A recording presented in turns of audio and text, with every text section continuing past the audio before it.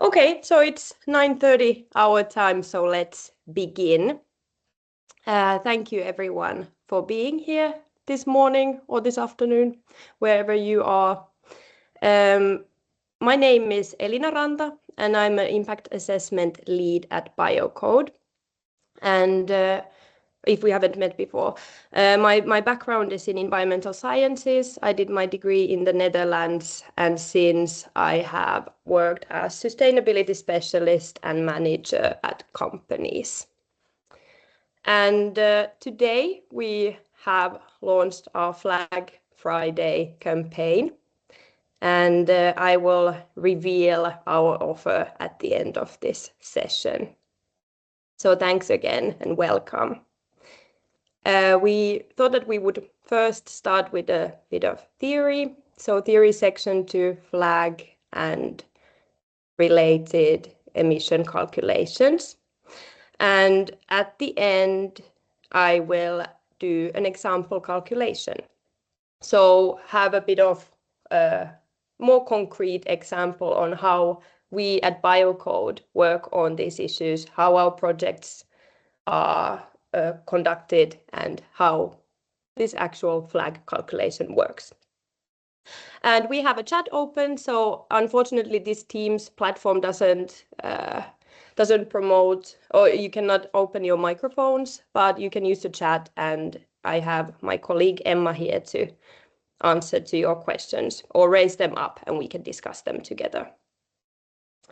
And a little bit of a disclaimer, this topic includes a lot of abbreviations, so I try to make this as easy as possible for you, but let's see. And again, if you have questions, then please go ahead and ask.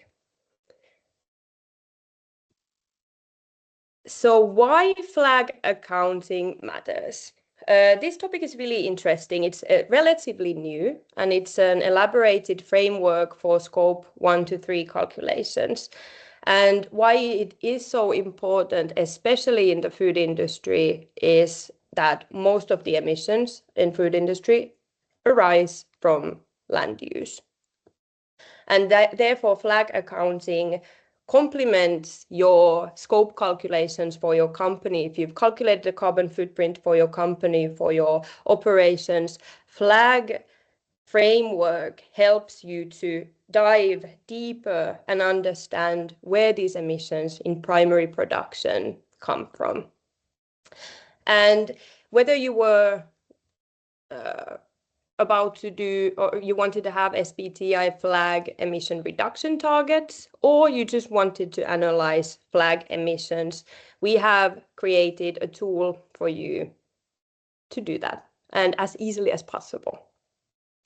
And what I definitely think is that it gives companies a very great competitive advantage. So once you have studied these emissions, you again dive deeper into primary data, understand where your emissions arise. It gives you resilience for your company. And as I mentioned already, scope calculations and how we sort of elaborate this calculation with flag. Scope 1 to 3 calculation is the global approach for studying your carbon emissions and reporting them, obviously. And flag comes from forest, land, and agriculture. And it is specifically designed to report and study data of your land use emissions. And flag framework is divided into EI, that comes from energy industry, and then flag. And I will introduce these further as well. But so basically here, if we try to keep it really simple, energy industry emissions are very similar to scope emissions. So if you've done scope emissions for your company, you are familiar with these emissions. So for instance, factories, energy use, transportation, logistics, all these issues. And a few challenges in calculating flag, so why it might seem a little bit confusing, or depending on your background, some of you might be very familiar with this. But basically, what are the main challenges in this is to recognize the source of these emissions. And another thing is, if we start from the left, so data availability, one thing that companies might have had a sort of a shortcut in scope emission calculations is that you don't need to define necessarily the country of origin of your purchases. But with flag, you want to specify where a specific raw material comes from so that you can track down its emissions instead of using global averages or some sort of estimations in that. So this motivates to actually study where the food source, for instance, of food ingredient comes from, and what kind of land use changes and land use emissions that specific country has. And also choosing the level of accuracy is something that the first flag projects are, that they go around that topic. So how to choose, where do you find the biggest emission sources, for instance, and decide the level of accuracy of your calculations, because this is a new and big framework, so there might be situations where you get frustrated by the amount of information that your scope calculations now require all of a sudden. But the good news is that we can also define it together. So you don't need to study everything at once. So there's definitely always a chance for roadmap. So starting with 15 biggest emission sources, where do they come from? Is primary data available? And so on. Another thing is uncertainty of these emissions. So where do they actually come from? What are agricultural and soil emissions, their removals? Where do I find information for that? And other thing is that since we are simultaneously calculating energy industry and flag emissions, there's always a risk of double counting. But this is something that we at Biocode are taking care of. And last is the methodology complexity. For instance, you need to deal with 20 years of emissions. So that might be confusing time to time. How do I get the overview of 20 years of something that's happened in the primary production?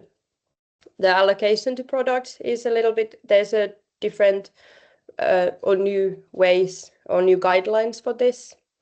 And of course, aligning national land use classifications. But again, this is all something that we at Biocode have worked for to make it easy and automatic even for you.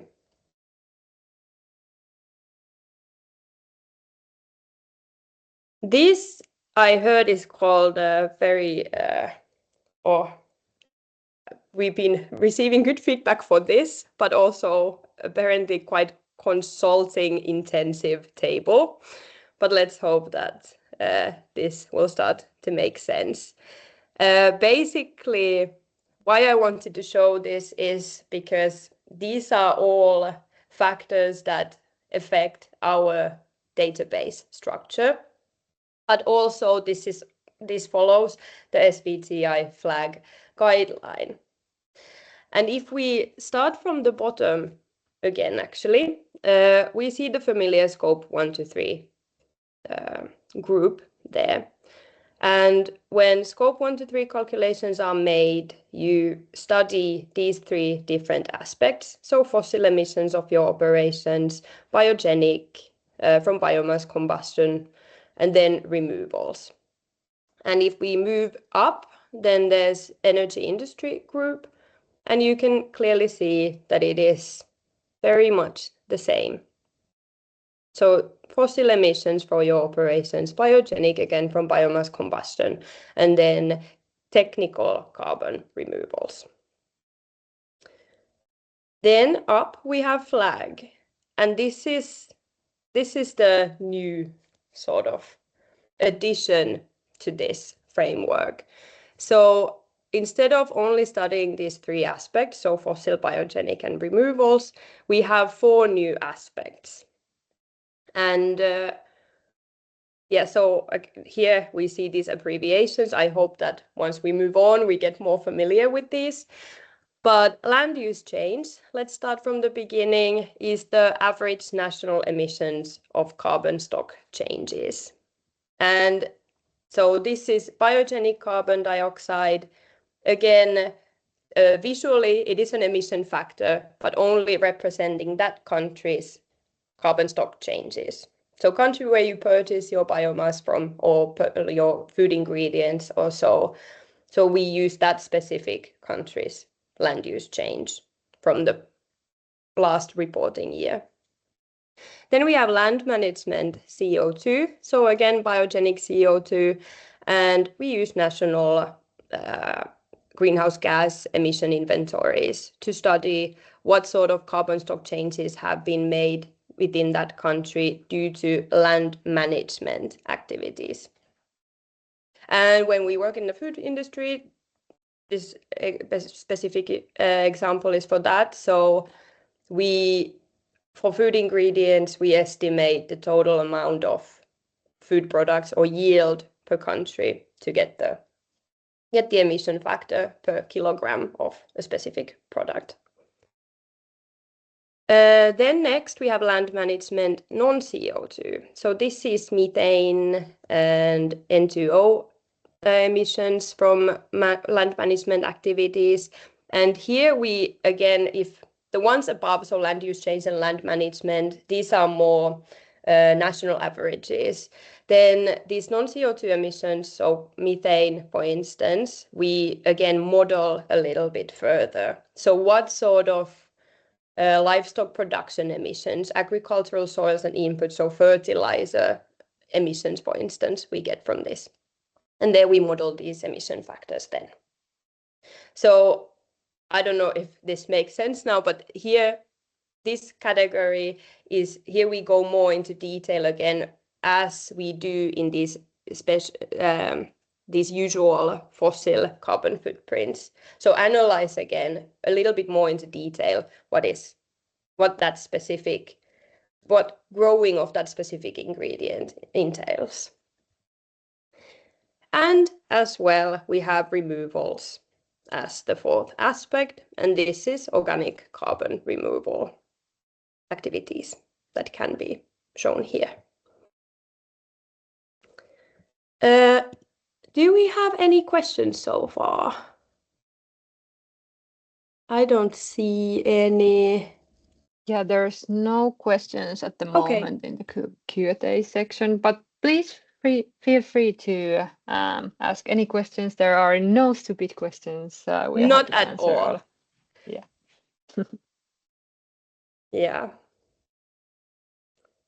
Well, if we then move on, I think that I forgot to introduce Biocode to the ones who might not be familiar with us, but we are a well-established carbon footprint calculation company in Finland. And we have over 30 customer cases or clients that we work closely with to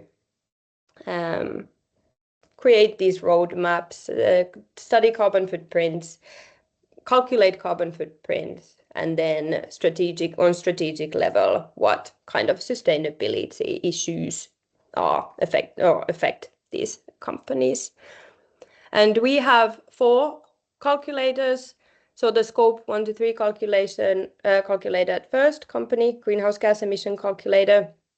Then product carbon footprint calculator is 1, and then primary production here on the right side, farm level greenhouse gas emission calculator. So we also help our customers to collect primary data and then move that forward to product level calculations or company level calculations.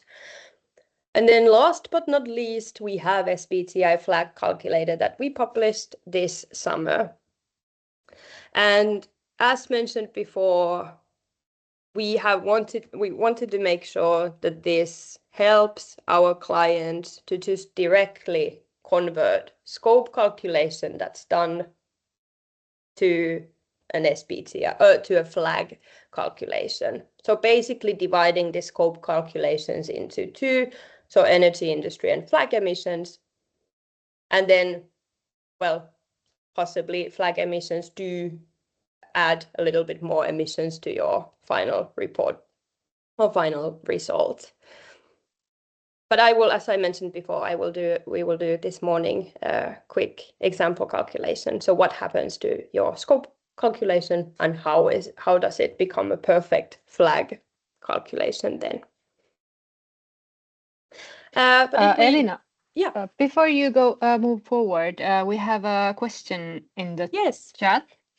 Wonderful. So yeah, I can read it for you. Working with frozen pastry and bakery products and not having a direct link with flag, we have the total emission calculations and which would be the best way to indicate what an indirect percentages of these emissions are flag.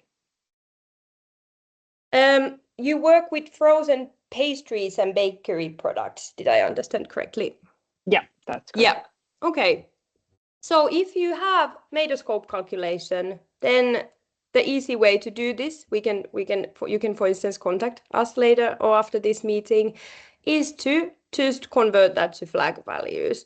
So with pastries, with baking products, the biggest emission source is grains, for instance. So this is something that you can start with, is to understand where all these ingredients come from, and then further study. So what is the country of origin, how much you purchase, what specific grain or ingredient, and then convert that to, with new emission factors or flag emission factors, you can study the final flag result. I hope that made sense. I think we have in our example calculation, we have a few baking products. So it becomes more concrete. You can see how it works. No, hopefully. But let's see, we can test it with a baking product or frozen one specifically. So yeah, so scope 1 to 3 calculator follows or strictly follows greenhouse gas protocol, and it gives you an overview of your market and location based emissions, and also basically the data inventory and the results are around, or mostly focus on fossil emissions, but then you have biogenic and removal breakdowns also separately.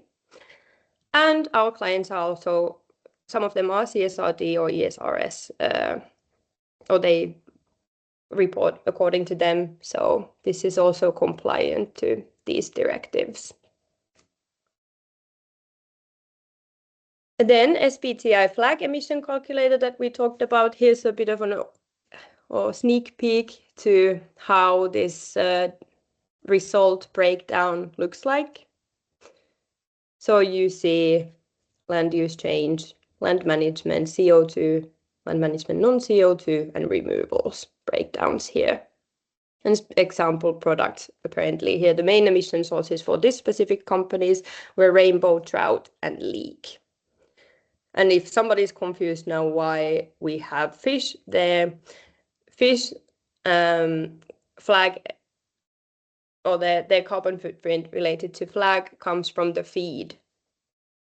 So there we've analyzed for different fish species, for instance, if they are grown or farmed fish, then we study or estimate the amounts of feed that needs to be grown to them.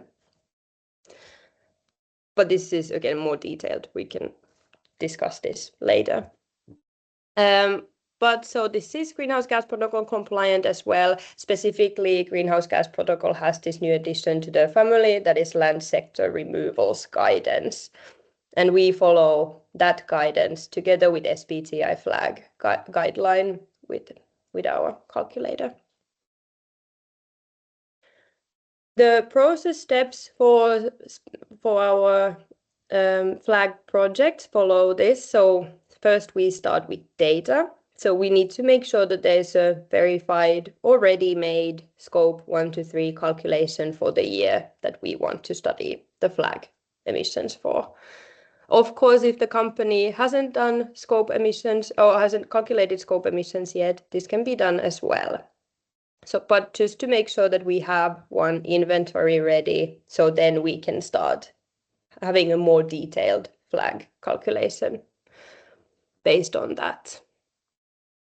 Once the scope 1 to 3 calculation is done, we convert the calculation to a flag calculation just with one click, and that I'll show to you soon.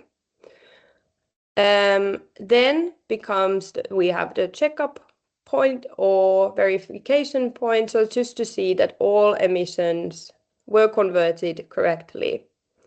And if there are any emission values, then we notify that and model new emission factors, for instance, if company has something very unique ingredients that we don't have in our database yet. And lastly is the handover meeting. But now we only have 9 minutes. Here we can have questions as well if needed. And meanwhile, I will open our calculator.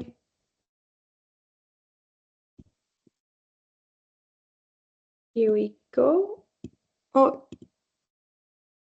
okay, I think it's shown now. Yes. Yes, great. We see. So this is how Biocode looks like. And here you have different scope 1 to 3 calculations, SBTI flag calculations if they were ready made, and product calculations underneath. And also if you are doing producer calculations, so studying primary production for specific ingredients, these results can be found in this section. But basically, we can now take an example of this company. So let's say BioAgria company has been reporting their emissions since 2022, and we can see the emissions. This is a made-up company, so it might not be logical, but we have from 2,900 tons of carbon dioxide equivalent to a footprint of 1,300 in 2025. And if we wanted to convert this 2025 calculation to an SBTI flag calculation, I will just quickly also visually show it here. So this is the carbon footprint of the company now. And they wanted to set the SBTI flag targets and convert this to a flag calculation. We can do it by clicking here. So new calculation, SBTI flag, year 25, and call it BioAgria flag. And we copy, so refill this data from scope calculation of BioAgria here. And continue. So it brings us to this flag calculation site in the navigation panel here to scope 1. But if we now just rush to results, so the company, let's actually check that I'm not lying. From 1,300 of emissions, we come to this kind of view. So it's divided into 2, but also, of course, when we add new emissions from this flag framework, the total amount goes up a little bit. But this is the basic overview. We have 2 tabs here. So energy industry emissions are in one side, especially if you are setting targets, then you want to report scope by scope these emissions. So what are the biggest emission sources? Where do they come from? And then on the flag side, same thing. So we have main emissions, sausage and beef. surprisingly. And if we look at category-wise, we have meat and its products at first. And if you want to study its emissions, you can see from here. And dairy products are next. And if we wanted to, this is our demo platform, but I will try to find, do we have pastries here? No, not on this side, but a frozen.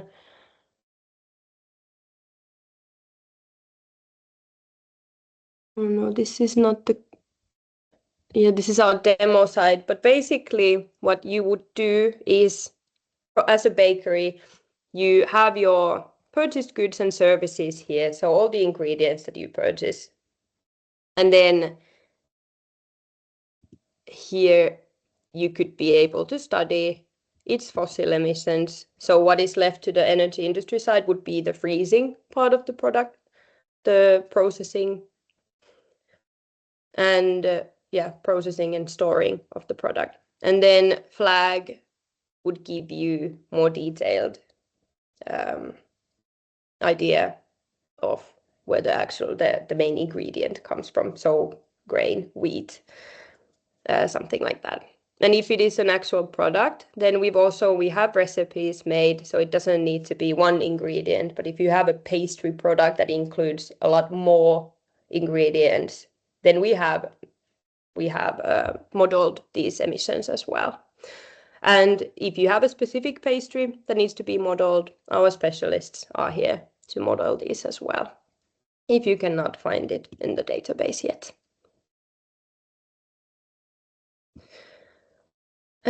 We have 3 more minutes, as I promised. We have, and here we go. We promised a special Flag Friday deal, and that would be 30% off from our calculator to the end of this year. So if you are now planning to set emission reduction targets, or in your supply chain, your stakeholders are, for instance, requesting these flag emissions from your company, then we are definitely here to help. So thank you very much. Thank you from my side. Were there any more questions? There's no questions in the chat at the moment, but also feel free to send us an email afterwards if there's any questions coming up after this event. And thank you, Elina, for the great presentation. Well, thank you. Yeah, definitely. Give us an email. So it's emma.valli@biocode.io, and same for me, elina.ranta@biocode.io. And you can find more information also on our website. Or else, yeah, let's have a chat and discuss this topic further together. Great. Have a great Flag Friday, everyone. Happy Flag Friday. Hope to hear from you later. See you later. Thanks. Bye-bye.